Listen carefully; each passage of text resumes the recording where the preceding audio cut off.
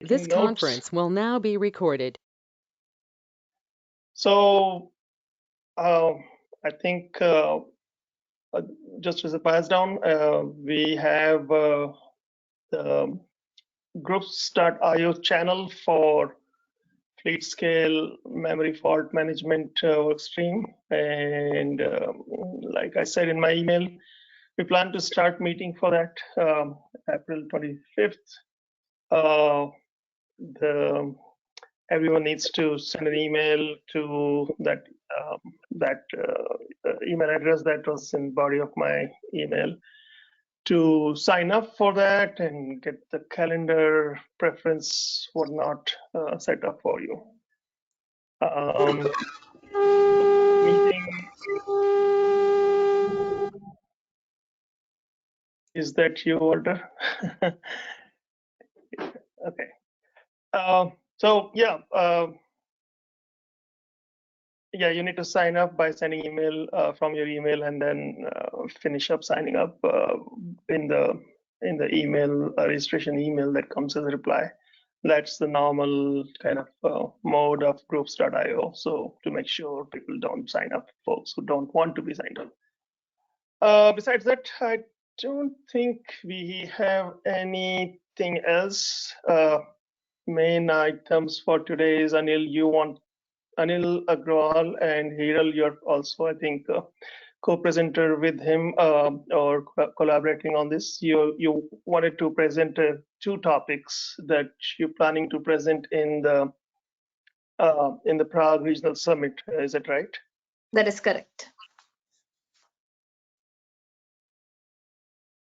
Okay, so as soon as Anil is back, I think we'll give any other opens. John, you pasted something in the chat.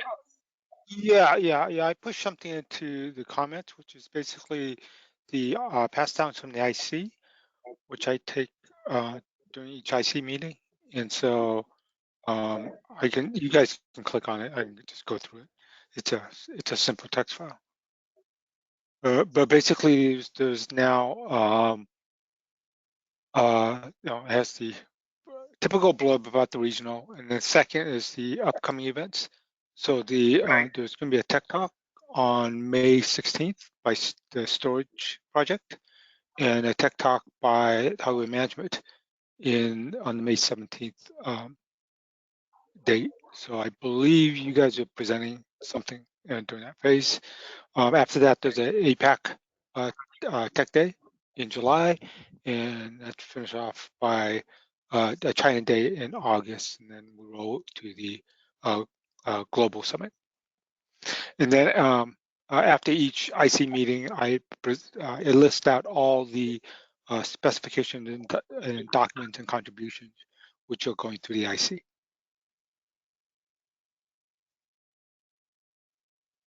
Any questions?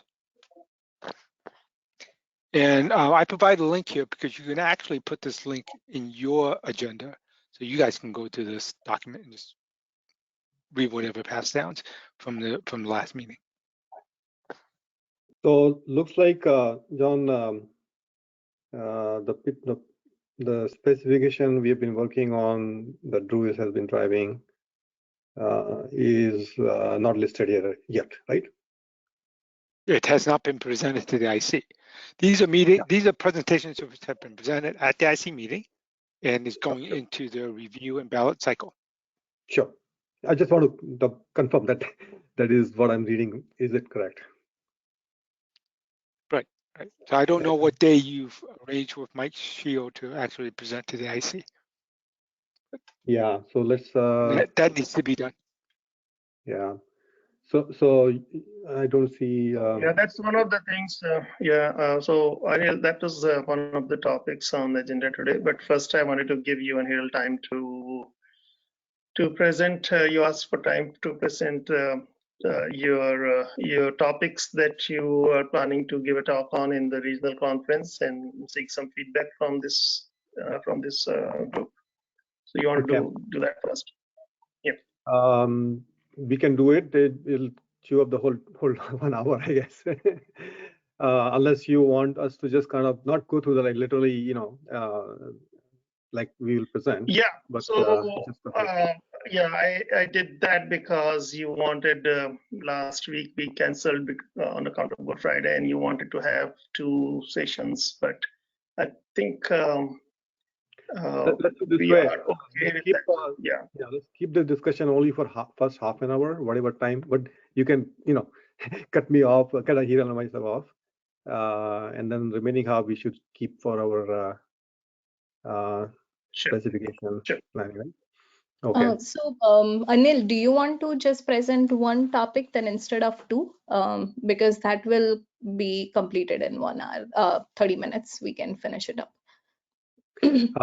I would suggest let's go to we don't have to kind of literally talk exactly Okay. the way we'll talk. Just of what we're doing. Just a review of and, the slides, basically. Yeah. Okay, then do you want to take the whole one then in that case, so it can be done quickly? Yeah, let me just first share sort of outline of this topic. Can you see, is it too small, the whole outline?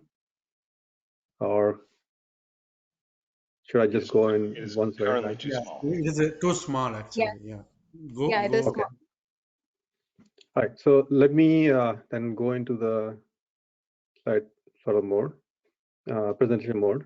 So the topic is CXL memory expansion module, error handling solution, implementation for better reliability. So CXL type 3 discussion. So the agenda is a type 3 device overview. Then what are different fault domains within a system using type 3 device? And what are the various error coverage that can be implemented, and a call to action. So there are 3 different types defined in the spec. Type 1, type 2, and type 3 is the one that we are focusing here. Primary use cases are memory capacity expansion, memory bandwidth expansion, and possibly alternative media types like DDR, LPDDR, and any kind of emerging memory media types. Type 3 device will have CXL.io and .mem protocols. And that's the focus for remaining of this presentation. So type 3 device, we can, at a very high level, we can classify the fault domains into 2 categories, big categories. One is the link related, and other is the memory related stuff. So on right hand side, we are kind of showing CPU complex and then the device, CXL device itself. And device and then we're showing the memory attached to the device. There's a host memory also, but the focus right now is the device memory.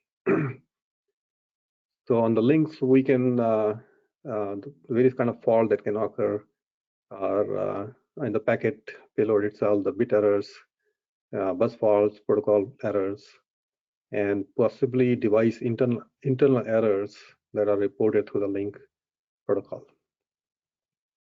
And when it comes to the memory, which is the device memory attached to the device, there are different kind of failures, so faults can occur. Single bit errors, we call cell bit flips or stacked faults. Then next level is row bank device failure. And then the next bucket is a multi-device failure. And then the bus faults or link faults we call. And then finally, the last big one is the pin failure or connector failure. Hey, Anil, one Yeah. question on the CXL link. Is it basically PCI link, right? At the physical layer, yes. But then after physical layer, there's a MUX and then there's a .mem, .io. They are slightly different. So .io is slightly modified and .mem is completely new at the link layer.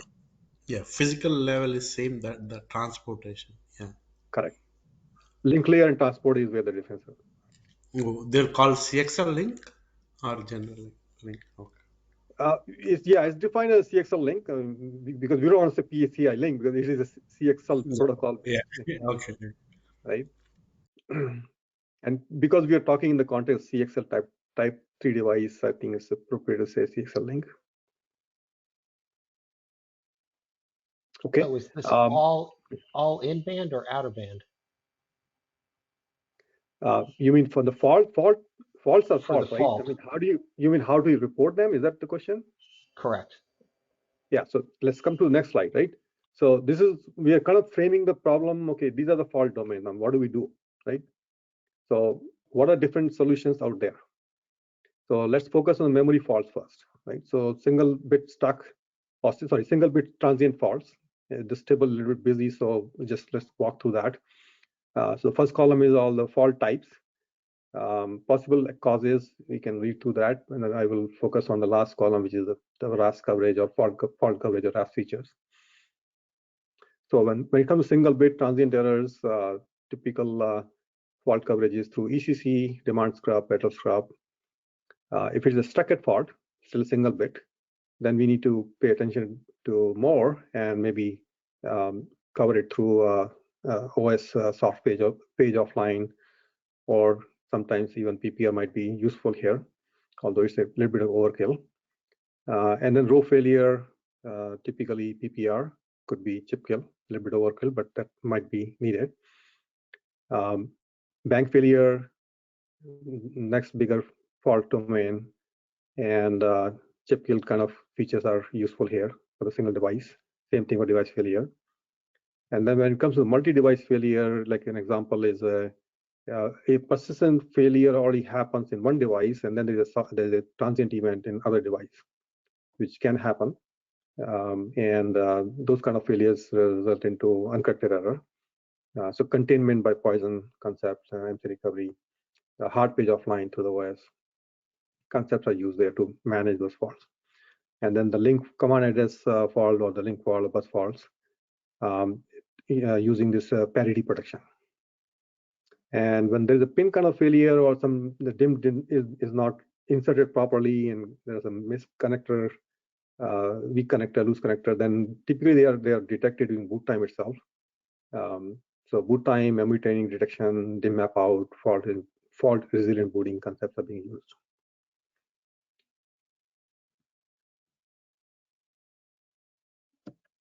Now let's take an example of which is kind of one of the very complex flow is the memory uncorrected recoverable error. And let's walk through the whole thing, and that might answer the question. That might help in explaining the question was asked earlier. So in this example, application is, so first of all, on the right-hand side, we are showing the device at the bottom, and then the host CPU and complex. And on top of that is the OS.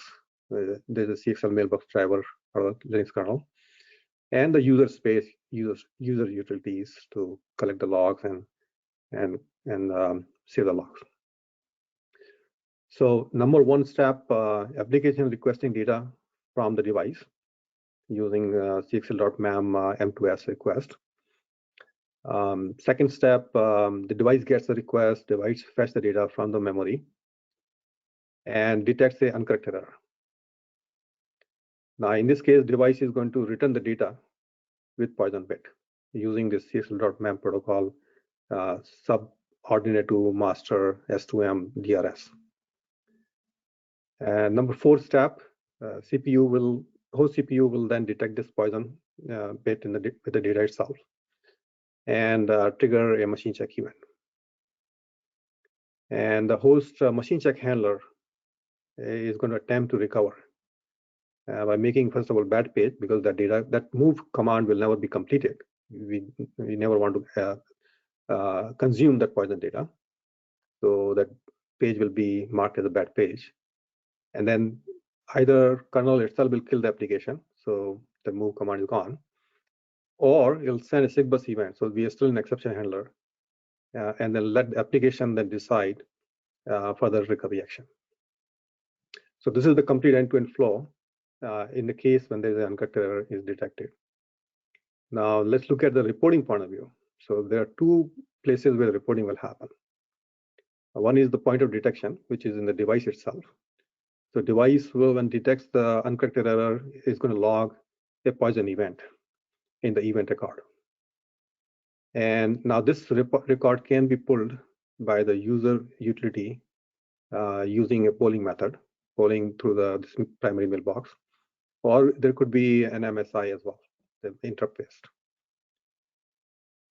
And at the point of consumption in the core and the host itself, it will trigger an SMI because currently one of the approach that we are investigating is platform first, which is kind of standard way of doing today.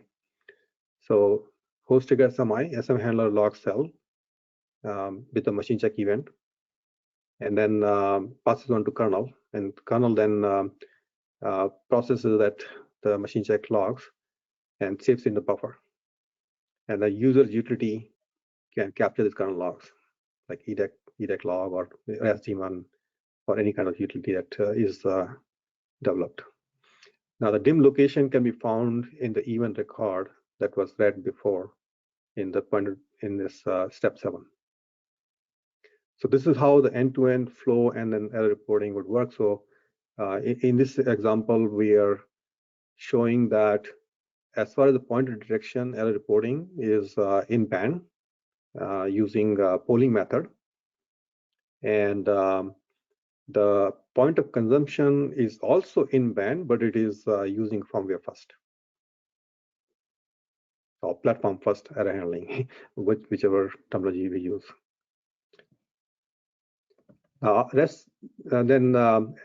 We have been doing some actual testing in the lab, and Hiral has actually been doing most of this work. So I'll ask Hiral to continue the rest of the presentation and explain how this error log looks like and what can we do, what can we interpret from this log. Thank you, Anil. So in this slide, basically, we are describing the steps 6 and 7, which is device-specific event record reporting for the various DRAM event. So in this example, we are showing the DRAM uncorrectable error record. And some of the fields which are highlighted here, which provides us the useful information about the error event specifically. So the physical address, which is a DPA, device physical address, where exactly the DRAM event was detected. The event descriptor, which defines the type of error, uncorrectable, correctable, the memory event type, whether it's the media, what kind of a event type, transaction type, S2M versus M2S, and the important one is the validity flags. So in spec 3.1 there are some bits is defined, which allows us to provide the more details on component identification fields for where exactly the event had occurred.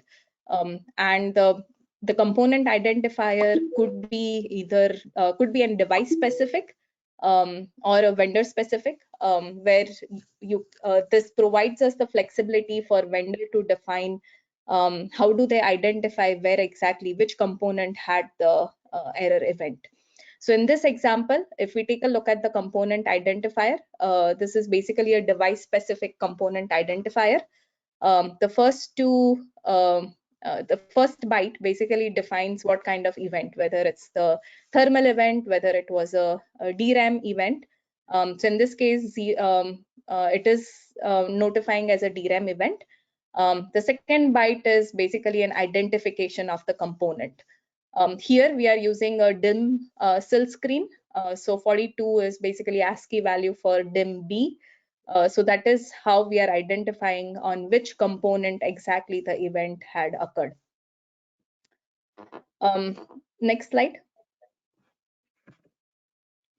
So here we are basically summarizing the device-specific error reporting, especially in this case, because we are talking about type 3 devices, we are talking about the memory events.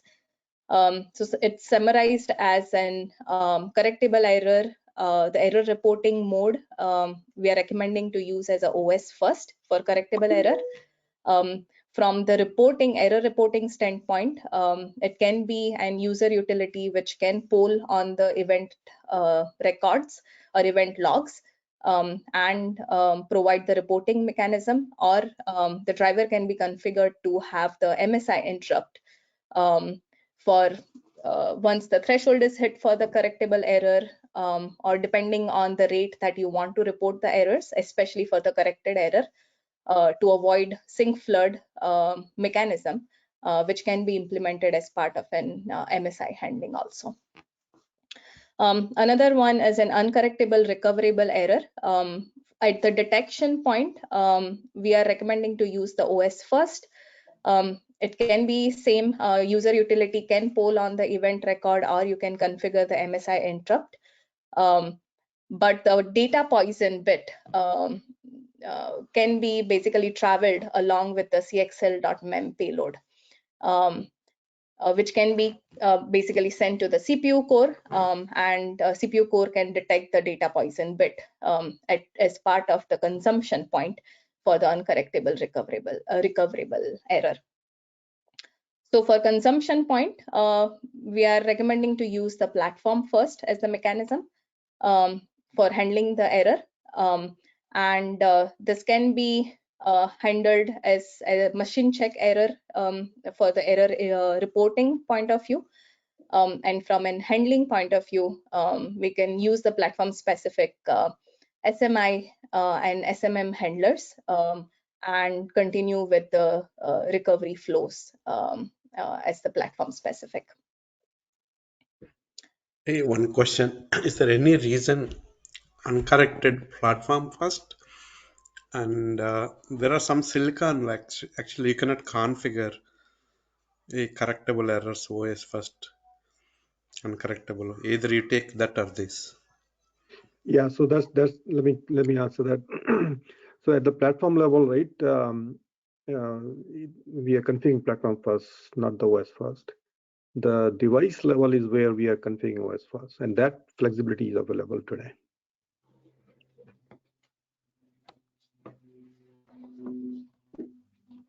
Yeah, so the handling of the error is platform first, but the reporting is what, from the device point of view, we are recommending to use the OS as the mechanism to report the error from the device point of view. Okay. Like, yeah, some silicon CPUs does not support this architecture. I think you need to consider.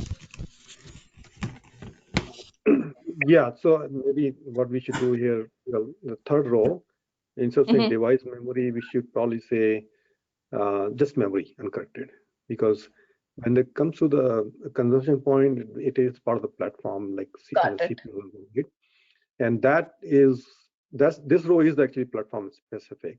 The first two rows are just device only. There is no CPU. CPU is really not involved directly.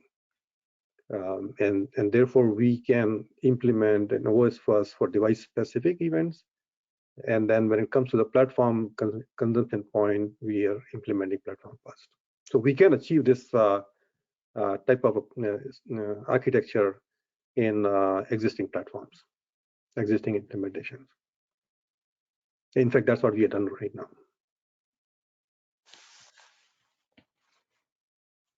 And that still meets what Rama, you're talking about. At the platform level, it is still platform first.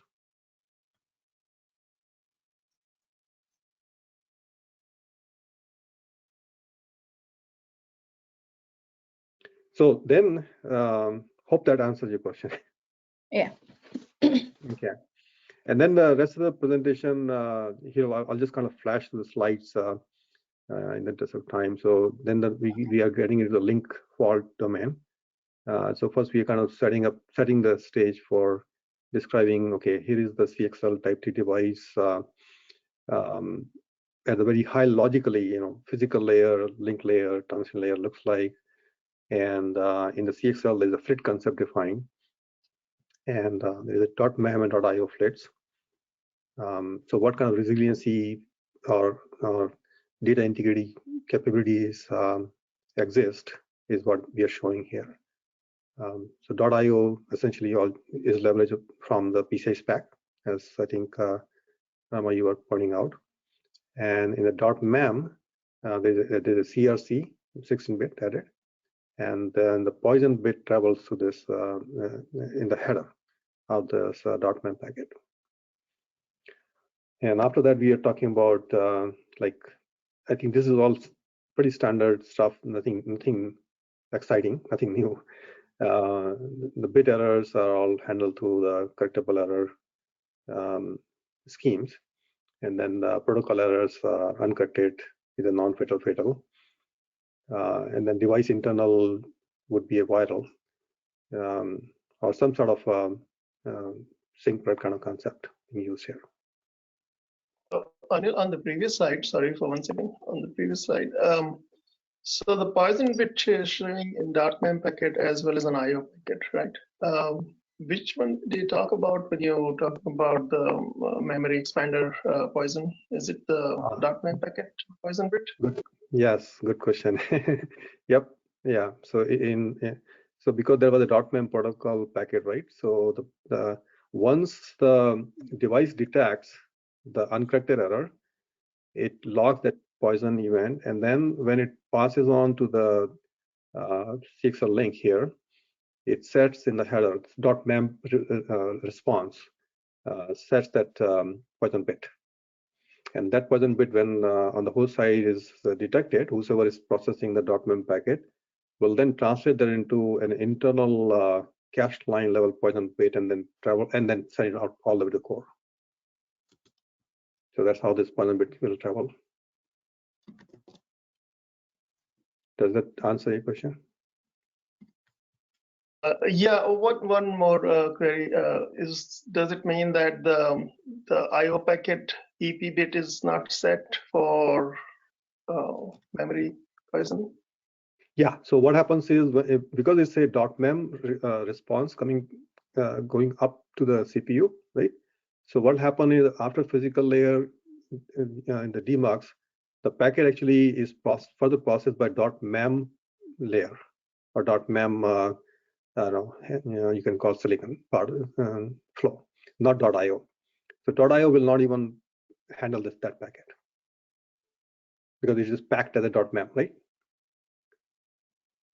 Now, on the contrary, let's say if there was a some bit flip happens internally in the device somewhere. Let's say when the data comes into the transition layer from the memory controller, right? Some bit flip happened there. Now that you can't do poison there, right? Because this is, and that bit could be anywhere in the packet. So in that case, and let's say this is a .io packet. So then the device can set the EP bit in the header because this is .io and sends it upstream.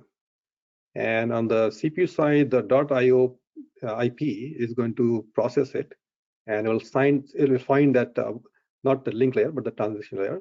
It'll find that EP bit set, and it's going to trigger that as a risky poison TLP error and handle it appropriately.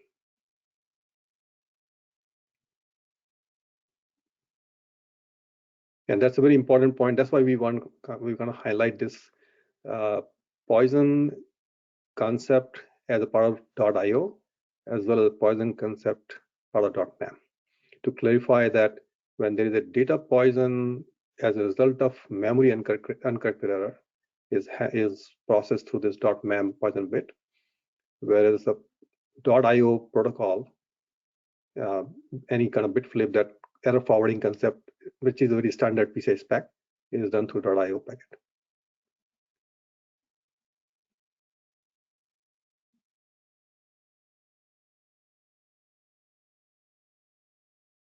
Hey, Anil, just a minor comment. The transaction layer is also really split between .io and .mem, so you might want to just show that. Yeah, the same actually, way you link layer. Yeah. Yes, you're right. I ran out of space, so I didn't put that. But yes, so there's Okay. Yep. yeah. That's a good catch. I will do that. Thanks for pointing that. I mean, these slides are kind of already uploaded, but I think actually there's a question. I'm going to stop here because after that is really kind of just a summary there. Let me just kind of share the call. So call to action here is contribute to OS. Actually, Hira, why don't you, because you will be talking now, why don't you talk? Okay. So for call to action, basically the first one is we are asking individuals who are interested in design discussions, code development, or reviews for a lot of the RAS related implementations, which is going on for both the CXL device level memory error reporting and handling point of view, and also for the link level and protocol level error reporting and handling point of view. So here the link is basically for the CXL driver. The second one is we are, if anyone interested to work on the design of the robust CXL type 3 memory devices fault handling solutions. So we are requesting them to join to the OCP hardware fault management sub project and contribute. And just for any questions specifically for the presentation, we are requesting them to reach out to us directly. So this is how we are circling back to the this forum, OCP hardware fault management sub project. Yeah, I would just kind of make one more thing is this: some of the thoughts that we are implementing in our design are inspired through this OCP, through the OCP hardware fault management sub project discussions and the team. So there's a lot of value that we are adding here in this forum. Thank you, Anil. And yeah, sorry, I was on mute that time. Yeah, thank you for answering questions. I was on mute. Thank you. Now I will just flash the PCIe. So this is a 20 minutes discussion, 15 minutes actual presentation, and 5 minutes of Q&A. Do you want to ask if anyone else has any more feedback or comments on this before we switch? Yeah, please. Anybody has any question? I think I like this. This is useful, helpful, and thank you. Now, just to be also one more thing is that this presentation actually is going to be part of the IT ecosystem server and storage. Yeah, because this is about memory and all that. So I don't know why it should have been part of hardware management, but I think we put it in this track. So just FYI. And the second topic is part of the hardware management at 9:20. So let me kind of switch over to this presentation. And in this one, this just a quick thought. And Jeff, I know you're probably listening. So in the conferences, this just track-based kind of distribution of topics is okay. I think it does the job, but we need to find maybe another way of tagging or cross-listing topics. There's a lot of overlap between the tracks, so maybe we can do something there to improve visibility of topics which may be of interest to folks who are not paying attention to that particular track. Yeah, good point. Jeff, are you there? Yeah, and it's a long-standing problem of management topics in general because they always overlap with with something else. I mean, management for its sake sounds like a bunch of consultants, so it's always management of something. Yeah, it's not an easy thing, right? I mean, yeah, right. Yeah, and I agree. It's something I think maybe John and I can talk with the folks that if there's a way to maybe have multiple tags so that you can maybe sort by by one flavor or the other and get a cross section that way. Yeah, I think it'll be helpful if we can just have a tag cloud, and once you click on a tag of your interest, you get to see all the tracks which are using that tag. Something of that nature would be really good. So in the interest of time, Yogesh, I will just take 5 more minutes, okay? Then I will give you the rest of the time. I know I said 2:30. I mean 30 minutes, but I think we started a little bit late. So don't rush it too much, because I was looking at the document. I don't know if we have any opens. I did not see any opens in the document. I think the next steps are more logistics. I need to get with Jeff and John. So I don't know if we need to really rush you. You can take 10 minutes easily. Yeah. Sure. Okay, so let me jump on this. So this is the PCI Express hardware fault management solution implementation in Meta's AI/ML training cluster topic. So you will see some similarity between some of the slides also, because I leveraged. We will first go through the AI/ML cluster overview, and then we'll talk about the fault domains within the PCIe hierarchy. So we kind of focusing on the PCIe domain here, and then what are different error handling capabilities that we are considering, and a call to action. So from a very high level cluster that we have built so far, it's a pretty big cluster. Like in this example, this is public information, roughly 6,000 plus GPUs compute, and then of course CPUs also, and then lots of storage, petabytes, and the networking gears. So if we just zoom in into just one rack, if you look at the right-hand picture, right, and then zoom in into just one rack, we'll find that in one rack there are actually two we call nodes, or two machines, and they're Xeon EX machines. This is already, I think, contributed into the OCP domain. And at a very high level block diagram, you will see that each of the node has 4 CPUs and a PCI switch complex, and then OOM, which is the OCP accelerator module, or you can call GPUs, 8 GPUs per node. Now, if we just again go further, drill deeper, and look at the one from one root port to the all the way to end device hierarchy, and do just a simple LSPCI. There are lots of devices, lots of upstream, downstream, multiple layers of switching before we get to the end device. And so what that really means is a large PCI device hierarchy, increased platform failure blast radius. We need to pay attention to every RAS feature available in this PCI domain, and maybe even outside PCI domain, but the fault that can happen within the devices, internal faults, how do we handle those? So what are the different faults and what kind of coverage we can implement is, let's discuss about that. So on the left-hand side is logically we're showing a CPU root port, and in the middle is a PCI switch, PCI Express switch, logically shown as a one box, but there could be multiple layers of hierarchy here. And then the bottom one is the end device. It could be GPU or a NIC or is the NVMe drive.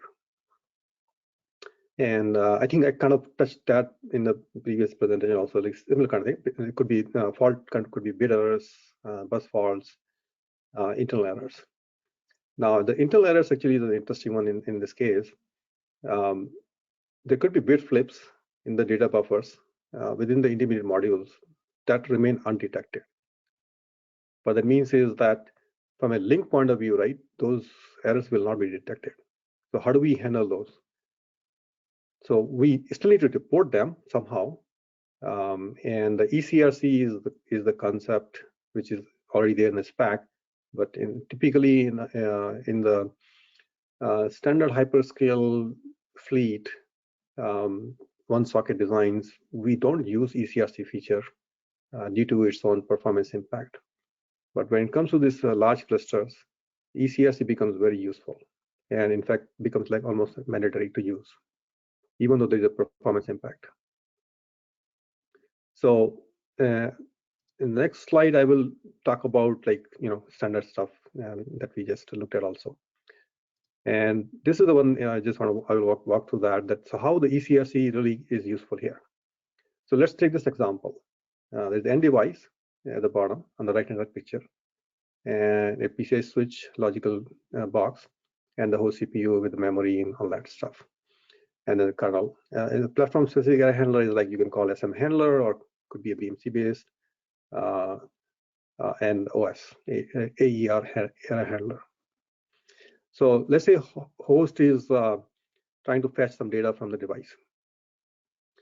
And so the request comes to device, and the device pulls the data, and now it's sending from downstream to upstream port.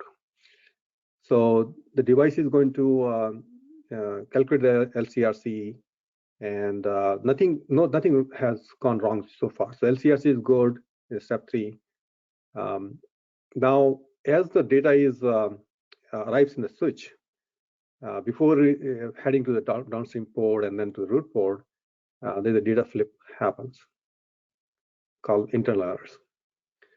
So in the step 4, the switch downstream port, when it computes the LCRC, it is going to compute the LCRC with the bit flip. So it's kind of confound that internal error because there's no detection yet. Now the ECRC is not altered. So there's going to be ESC mismatch if we do the check there. So a spec actually allows intermediate entities to do a CRC check as an optional capability and signal like an advising non-fatal event. But this is optional, and we didn't find that implemented in the one solution that we developed. The key thing here is the ECRC is not altered by the intermediate step switch hierarchy. Only when step 5, when we get to the root port, CPU root port. Now here, what will happen is LCRC will still be good because this is point to point, right? But the ECRC check will detect the error. And so if ECRC would not have been enabled, then this would become like a silent error, and that's completely not acceptable in this kind of AI/ML clusters. So with ECRC, the error will be detected, and then it will trigger. In this example, we're calling uncorrected non-fatal. It could be fatal, depending upon the scenarios. And from the reporting point of view, because the ECRC error is detected at the root port, in this example, root port is the one who is going to signal it, and then using a platform-specific error handling concept, we will process this error. And then after that, it may also signal to the OS kernel, kernel AER handler, and then use this information to further propagate to our data center tooling, and then take further action. So call to action. Yeah. 2 questions, Sunny, should I ask? Yeah. One is like even though now we detected ECRC, but the system still executed, SDC might have happened, right? And so that's what. What is the performance impact with this? Yeah. So when this event is ECRC error is detected, right? Depends upon the implementation. And even though that transaction you're right, the transaction will get completed, at least in the implementation that we have right now. But then we will signal an exception. And so at the upper layer, right, at the upper layer will notify so that whosoever was actually was consuming that data, if it is data, it could be anything, right? Will either will do through NMI, kill that, or just take the machine down. So it won't propagate further to any other machine, because this is still confined within the machine. Containment is kind of within the machine only. But in the OAM module, compute happening, actual workload is running on the GPU, right? You're saying you're bug checking that, and then the fabric agent, somebody need to shut down the GPU computing. And not just GPU, the whole system will shut down. This particular node, node will get killed. Yeah. You should shut down the full system, not because like the okay, even the GPU computing should stop. And Yeah. what is the performance impact? Did you measure? You mean ECRC Yeah. by enabling ECRC? I Yeah. mean, roughly the single digit, Oh, right? But we have enough bandwidth on the PCI interfaces that there are other bottlenecks that is not going to impact much much. in terms of performance loss. But yeah, thank you. Really, and the value that presentation. Yeah, really appreciate. Sure. Yeah. And some of the things how we will handle it at the platform level are still very kind of, I would say, I don't want to call it proprietary, but they are platform specific, right? Depending upon our situation, we have both kind of implementations. In some cases, Are you we'll just do right now ECRs in your AML products? Say again? Are you enabling already that ECRC in actual product, or this is like a POC? This is OCP presentation. I'll defer the tag. Okay. No. The reason I was asking is people, when we question, recommend it, right? Huh? When you recommend it, people try to follow, and in the OCP. I mean, yeah. So let's say the OCP presentation is over, and we are not talking in this working group, even though we are still in the public domain, right? But yeah, I mean, the simple answer is we are exploring it, and yeah, we definitely want to use it where possible. Okay, thank you. Thank you for sharing the problem. Sure. Like interesting to identify the internal buffer. How many are those errors? Also, it depends on, like, right? Yeah. I mean, if you look at the hierarchy, right? I mean, there are so many internal and intermediary steps, right? And so error bit flip can happen anywhere. Yeah, okay. Because you just traversing through the full hierarchy, right? You don't have CRC for the okay, yeah. Right. Yeah. Because all these mid-bit switches, right? And anything can go wrong in between there, which are not covered through the link integrity. Yeah.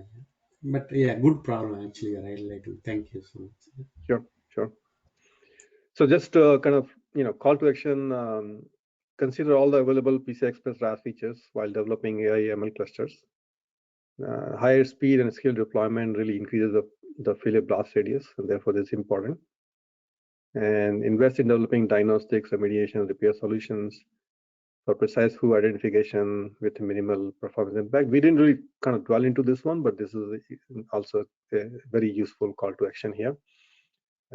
And then, of course, some of these thoughts have been inspired again through this our OCP hardware fault management sub-project. So join the sub-project and contribute in defining robust PCI Express fault handling solutions. One more question, if you don't mind. Yeah, How do sure. you identify the fru here? Like exactly, because you only detected end-to-end CRC, there is a problem, but you don't know where it is. How do you identify the fru? So good point, right? So in this case, the flu is the whole one machine actually. Yeah. If you look at the whole cluster, right? Yes. So in this cluster, when that error occurred, one of the node out of these several thousands is getting impacted. Now any kind of workload running at that time, let's say I spun that task, and so that task will never complete because one of the node has problem, and whatever node was doing, that checkpointing and all that will happen there. Now the task will respawn in a different cluster, so a different set of machines. And then through checkpointing will complete that. So from a user point of view, the task will still get completed, even though there's a failure in the node. There is a node goes down, right? So the fru in this case really is the whole node. Now, of course, when the node goes into repair, because this node will go in repair, right? Yes, that is my question. The repair will then look into, I see ECRC, I see this particular PCS switch. Oh, okay. So, sorry, it'll say that this is a root port, right? And we won't still know exactly where the bit flip happened. Yeah. Right.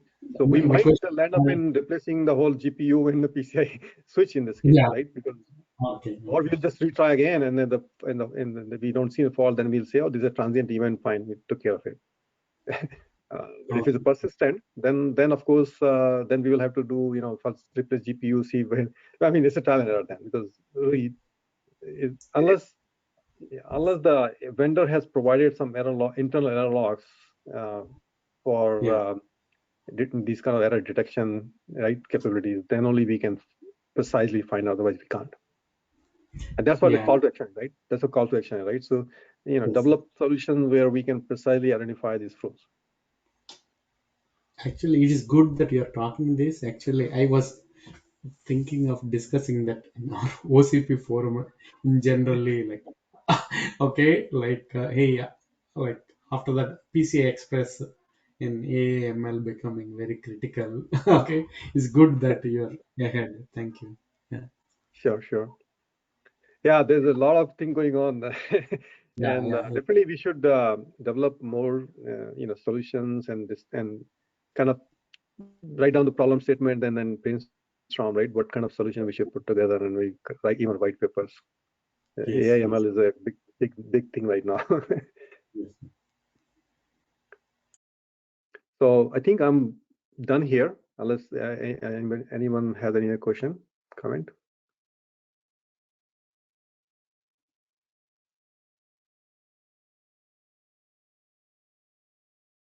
Okay, Yogesh, back to you. All right, thanks, Anil. So we have about 3 minutes left. I just wanted to quickly ask. Yeah, thanks to both of you. This is good. Thanks for representing our sub-projected Prague also. Just the last couple of minutes, I did not see any opens in the document. I think the next steps are for me and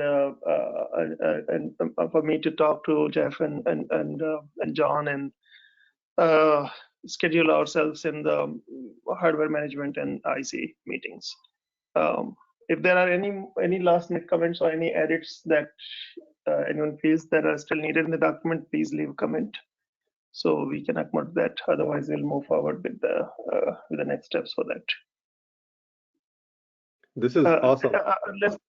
Unless I was driving last meeting when we talked about it, unless I missed something.